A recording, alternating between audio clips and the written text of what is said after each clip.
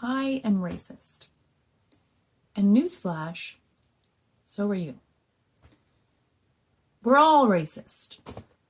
All of us who grew up in North America, although arguably lots of other countries, Western countries, probably most countries, grew up in racist societies that were founded on the belief that white people were superior or better than other races, and that system, that belief has been inherent as part of our system for centuries and has continued to allow white people to benefit from it, and is ingrained in all kinds of institutions and messages that we hear every day.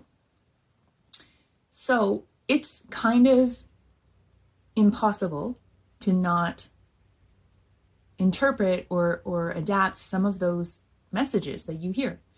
It actually takes a fair amount of critical thinking and analysis and awareness. And for many of us, particularly white people, when we equate whether we're a good person or not, on whether we're racist or not,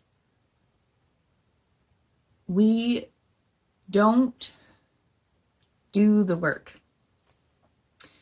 We get defensive when we may be told or brought to have to look at ourselves and do some internal work, because we equate being told that we're racist or doing something racist with being a bad person. And then that's a whole nother discussion about intent versus impact.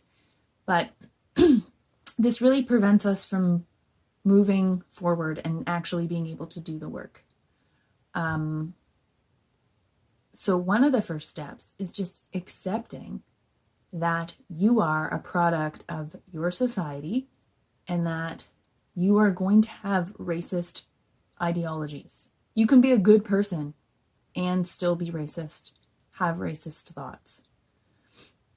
In coaching, a huge aspect of what we talk about is pre-programmed thoughts that we have, that we're not conscious of, that we've developed and absorbed from the time we were young, that impact our emotions, which impact our actions, which impact our outcomes.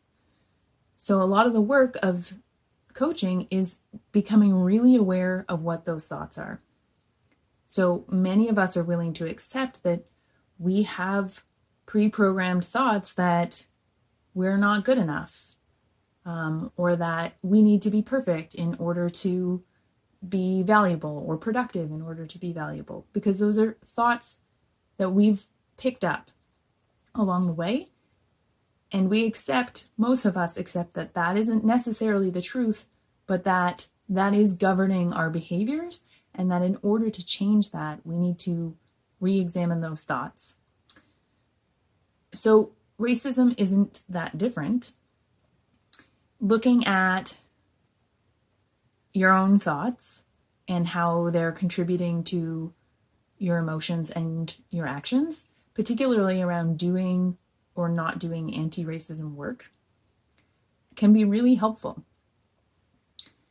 So I will talk more about this in other videos, but one of the first things I think is accepting that truth, that you are racist, and that doesn't mean that you are or are not a good person.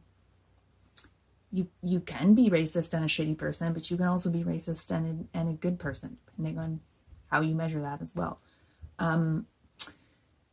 But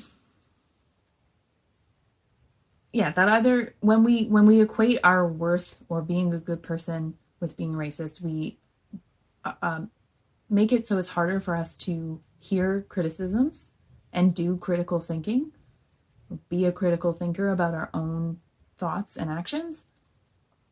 Sometimes we get really defensive, or sometimes we do anti-racist work in a way that is performative, because we want to feel like a good person, not from the place of actually feeling like everybody deserves basic human rights.